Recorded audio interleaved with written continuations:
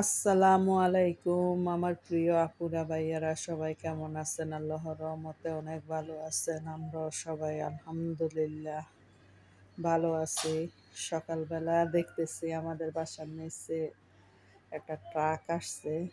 প্রত্যেক মাসে দেখা যায় ২-১ ফ্যামিলি চলে যায়, বাসা ছাড়িয়ে দিই।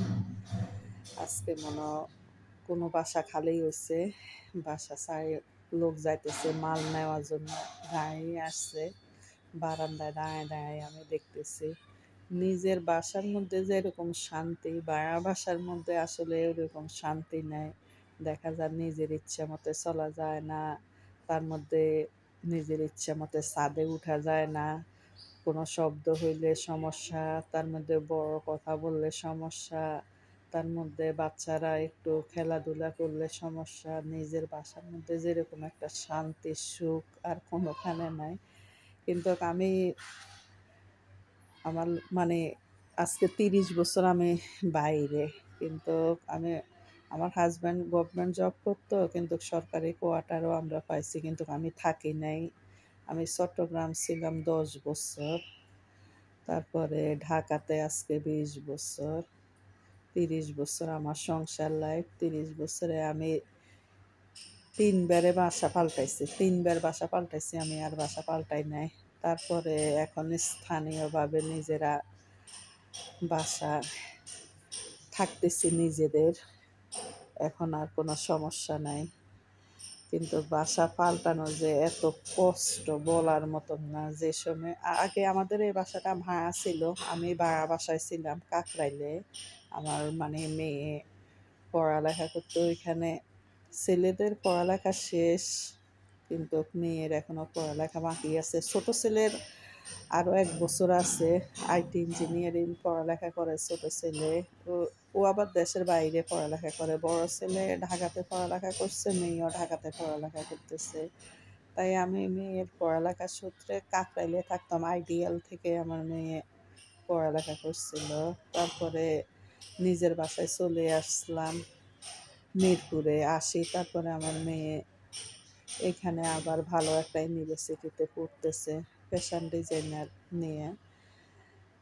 সেজন্য বলতেছি আর এই যে বাসা পাল্টানো যে কত কষ্ট, বলার মতন না। কথা বলতে বলতে এখানে অনেক কাজ করলাম। বাসাটা ঝাড়ু দিলাম, তারপরে বাসি হাঁড়ি পাতিল ছিল ওইগুলা পরিষ্কার করলাম। সকালের নাস্তা রেডি করতেছি, রুটি ডিম ভাজি। আমি নাস্তা খাবো না। আমি রোজা রাখতেছি কালকে থেকে। কালকে আর আজকে ২টা মাত্র রোজা, আরও আছে ৪টা। আমি সবাইকে নাস্তা রেডি করে দিলাম। আমার মেয়ে আর মেয়ে আর ছেলে এখনো ঘুম থেকে ওঠে না। শাশুড়ি আর হাসব্যান্ড উঠছে, তাই ওদেরকে নাস্তা দিলাম। তারপরে কিছু খাবার রান্না করা আছে। না রান্না করলেও সমস্যা নাই। তারপরেও মানে মেয়ে একটু অন্যরকম বাসি খাবার খাইতে চায় না। তাই একটু শাক আনাইলাম। হাসব্যান্ডে বলতেছি যে বাসার গেটের সামনে থেকে একটু শাক নিয়ে আসেন, একটু শাক রান্না করি। মাছের কান্না লেজ টেজ আছে, এগুলা দিয়ে পরে হাসব্যান্ড একটু পালং শাক আনে দিচ্ছে। বলতেছি যে আর কোনো ভালো ফ্রেশ শাক পাই না। পালং শাক এখন কেমন পোকা পোকা ধরে গেছে পাতার মধ্যে। এত বেশি ভালো না শাকগুলা। তারপরেও ভালো পরিষ্কার যেগুলো ওইগুলা নিয়ে ধুয়ে নিলাম। তারপরে মাছের মাথা, কান্না, লেজ এগুলা ভালো করে ধুয়ে এখন কষায় নিতেছি। এক চুলায় ভাত বসায় দিলাম। আর এখানে শাকটা আমি রান্না করে নিলাম মাছের কান্না লেজ দিয়ে। আজকে দুপুরের খাবার আমাদের এইগুলি। আর রোজা রাখি, কোনো কাজকর্ম করতে ইচ্ছা করে না। এখানে সাদা ভাত, তারপরে কালকের কাচ্চি আছে কিছু রান্না করা। আমি কাচ্চি, বিরিয়ানি টিয়ারি এগুলো রান্না করলে একটু বেশি করে রান্না করি, কারণ আমার ছেলে মেয়ে, হাজব্যান্ড, শাশুড়ি সবাই অনেক পছন্দ করে। তাই একটু বেশি করে রান্না করলাম। একদিন রান্না করে দেখা যায় ২ দিন খাওয়া যায়। এইভাবে আমি রান্না করি। ১ কেজি রান্না করছিলাম। কাচ্চি চাউল, বাসমতি চাউল ১ কেজি রান্না করছিলাম। রান্না শেষ করে এখন বারান্দার জামা কাপড়গুলা গোছগাছ করে নিব। তার মধ্যে কালকে থেকে শরীরটা এত খারাপ, আর দিনগুলো এত বড়।